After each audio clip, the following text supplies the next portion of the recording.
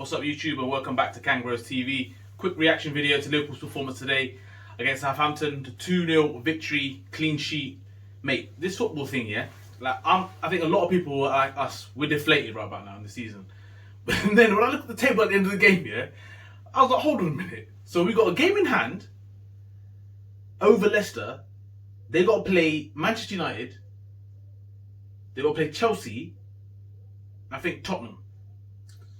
Listen, listen. I know I'm not alone in this. That's all I'm saying. Like, this season we don't deserve to be top four. We discussed this already. But I'm just saying it. I'm just saying, just putting it out there. Listen, don't get me wrong here. Look, I'm not going to sit here and be like and try and be one of those, those idiots. Be like, no, I don't want Liverpool to get it. Obviously, as a Liverpool fan, I would love Liverpool to be in the top four. Obviously, I would love that to happen. But truth be told, they don't deserve to be in the top four. Yeah. And that's the only thing I'd say. And even then, I'm not going to get myself gassed up because we spoke about this earlier whilst watching that game. We said if Liverpool hadn't dropped those points against Leeds and Newcastle when they were winning and control of the game, but missed chances, where would they be? It's actually frightening. Do you know what I mean? But that's the whole league's pissed up. Yeah, football's drunk, and I get all that. But Liverpool don't deserve to be in the top four, and I think that's about the size of it. If they do get into the top four, I said to you before, it's going to sound weird when I say the rest of my comment, but that will tell me that the Premier League's pissed up and it's not as great as everyone makes out to be. But then on the flip side to that, you've got two Premier League teams in the Champions League final, and you've got one in the Europa League final and one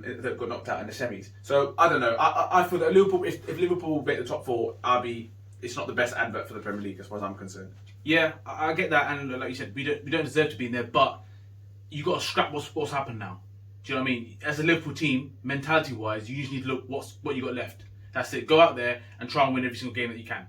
That's it. That's all you can do. That's I hope they'll be trying to do that for the fucking whole season. Yeah, that's what we'd hope that. But you know what I mean? The way, even today, I mean, if you look at today's performance, until the game was done, I think I looked at thought we're still a bit flat here. And I think you said it as well, which was fair play. You said that Southampton are literally trying to stay in at the moment, stay within the game. But it just still seemed a bit flat and still seemed a bit disjointed for me.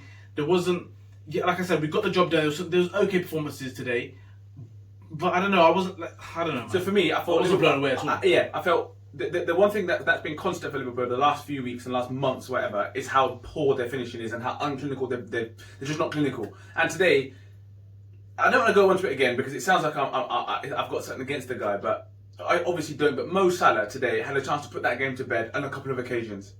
And the decision making, it's just like, and then people will be like, yeah, but get off his back because he's got 20 goals. And I get that.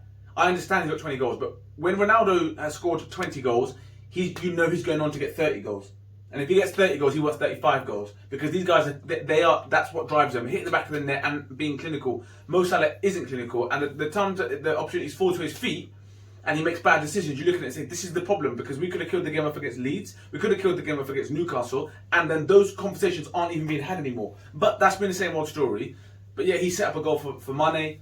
Mane has scored, which was good news. Can you believe that stat? Yeah, well, the first time that they set each other up in the whole season. And that's why we are where we are. I'm so happy to see Thiago score, and even the interview at the end there, I can see the guy was really trying to provoke. It felt like he was trying to provoke him to try and say, "Yeah, I've been shit." But Thiago's not a mug at it. Do you know what I mean? He dealt with them questions like a boss, and then we move on. I think the one thing I think is really important to say is Alisson the reason we've won today is because of Alisson. There's no two ways about that. Yeah, I mean, a lot of people giving him out of the match as well, and I think that is right. It could be, but he also could have lost us the game. Yeah. With a complete, absolute howler. And in this game, we talk about it, you need to be switched on throughout the whole game. So this is the reason why I struggle to give him out of the match. But I completely hear what he's saying, because for some of his saves and the way he read the game, phenomenal. But that's the reason why I probably wouldn't give him out of the match. I would. I think, yes, I get what you're saying, but at the same time, if the managers encourage you to play out from the back, and I've been in a change room where the managers always said, be brave. If you make mistakes, I'll take the flak. That's obviously the sort of motive here as well. But I think the saves that he made, the way that he cut down angles, his handling was phenomenal. I've got a question. We signed 2 players in January. I didn't even got to finish my question. Uh, Where's he at? Where's your boy? Where's Davo? I don't know. Look, if someone's in the know-how and they can let us know, then tell us, because I don't know. Wagwan. Yeah, I saw his interview for joining Liverpool, and that's all I've seen of his cap. That's all his memory is going to be. Because if Konate thing is happening and it's done, he is not going to play. Let's be honest. But this is so Liverpool. Me and you had a bit of a bickering about this the other day, yeah. And I was like, Liverpool didn't sign anybody, Well, they did. They signed 2 players in January, and I was like, they didn't spend a penny. And no, they did. Sorry, they got one guy on loan, and they spent 2.5 million. Now, in today's day and age, 2.5 million in football terms is peanuts. But that's to us, man. 2.5 million is a lot. My point being, if you've parted with £2.5 million, we've not seen this guy at all. Not at all. Reece Williams, yeah, it's clear that he's not ready. Yeah, he's undercooked. He hasn't even played Championship. But they're trusting him, and this guy's not even making the bench. So who's the guy that approved that signing? That's what I want to know. Who's the person that said, you know what, he's a baller, you know that? Unless he's injured, like I said, if then correct us if wrong, maybe that's the case. But I can't believe it. Listen, even if he's injured, I know for a fact this guy would not have been injured since January. Yeah, to 100%. now. 100%. As we're on the topic of defenders, Nat Phillips. Yeah, this guy. I'm sorry, you say what you want about him, but he's a boss. No, he's a boss. And what he does, he's a boss. Like he's the only one who's shouting at the players, controlling things, winning headers. Don't get me wrong, he's not the quickest. And Alisson needs to help him out a few times, and that's what needs to happen. But I'm sorry, some of the last ditch challenges he did, some interceptions, blocks. If he wasn't there, you talk about Alisson. If he wasn't there, Liverpool wouldn't have won that game either. So I want to give him praise because every time he plays, he gets clean sheets, bro. Not every time. That's not. Well, you know what I mean. Yeah. You know where I'm going with it. That's what I agree. I think Reece Williams is not ready. It's not his fault, but he's not ready. Nat Phillips, I think for me, is turning into one of the finds of the flipping century for Liverpool, because for someone who's on loan somewhere else, who was nowhere near the team, it shows he can cut at that level. And let's put it like this: even if he doesn't play, and Liverpool do sign Konate, and the other guys come back, and they're like, right, you're surplus, he'll get a move and he'll cost dough. You'll get some dough for him because he's a good defender. 100%. As a defender, there's teams that require you to just head it and kick it, and he is that. So for me, yeah, I get that. But I think the other thing I want to touch upon, I think, is Jota. I'm liking him more and more every time I see him. I know today there was bits of he sort of drifts in and out, but when he comes alive, I'm like, this is what we've been missing. I would love to see more of it today, don't get me wrong. But Bobby's situation now, it looks a bit sticky, doesn't it? It looks a bit sticky at the moment because I can't really see where he fits. Unfortunately, which is mental, because if you just go back to the videos last season, everyone waxes lyrical. But I just feel like sometimes something seems like he's either his body's literally worn out because he doesn't look like he can run. But he got the assist today, and when he came on, he got on the ball. So I hear what you're saying, and I think the summer is very important. We talk about Deadwood in the squad as well. Like I see Ox come on today. I'm nothing against Ox whatsoever. Do you know what I mean? He came here and he won trophies, whatever. You look at Origi, you see Woodburn on the bench today. Some of these guys, you know what I mean? For me, they should have been. I've said it for a long time. Some of these kids should have been given a go. You're saying as well, they shouldn't be learning at Liverpool, which is fine. But I don't want to see the Deadwood as well. Like I just don't see Shaq not being used at all. So this summer has to be very important because there's not going to be loads of money available to Liverpool. So you're going to have to shift players on to bring players in, and it's going to have to be other teams going to be looking at shrewd investments.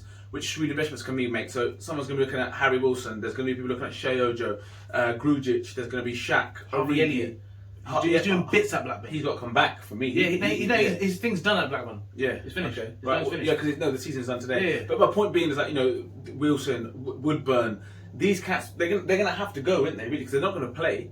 Grujic is away elsewhere. Again, someone that I think Liverpool could do with Wijnaldum moving on, and maybe that's what Klopp's had in mind. I don't know, but point being that there's a lot of players in and around it that aren't going to play, and if they're not going to play, and we need to be shrewd with the business, and we need to bring bodies in, which we clearly do. Minamino's another one. Then you've got to start saying, right, okay, let's start making these moves happen. I'm sure that there is stuff going on in the background, but we need centre halves, and I say centre halves because I don't think one's enough. I think we need centre halves. We need a goal scorer. right? And that's a fact. Whether that be a centre forward who can play any of the front three, I don't know, or it's just a number 9. We need one of those, and we need the midfield needs addressing. And that with addressing, I mean that Wijnaldum's going to go. Milner's not getting any younger. Keita really hit the straps. Ox, Shaq, Origi. There's so many players there. And the reason why I say that, just to finish really, is the gap is just too big. You see Man City playing with their B team out here. Seriously, that's their B team. Do you know what I mean? Arguably C. Arguably there's players in there that are C team. This is what I'm saying. And the gap is getting too big. And like you said in the last video that when we were at the top, we should have been getting big hitters at the time. We fucked up there essentially. But we need, if Liverpool are going to go gun ho for the title next season, they're going to need to make some serious shrewd investments. So that's our take on the game. As I said, do you think that now this top 4 thing, are people getting gassed about it or deflated about it or shouldn't deserve it? What do you think about the whole top 4 situation? For me, the fact that I saw it today with my own eyes, thinking, okay, we've got a game in hand, just now, please, I beg you, just go gun-ho. Because for me, Leicester, Brendan Rodgers, he's got a lot of pressure on him.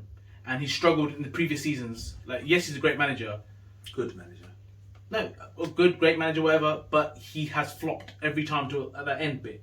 The end bit. So, I don't know. But that's our take on it. And until the next Liverpool game, don't forget to share, like, subscribe, and definitely comment.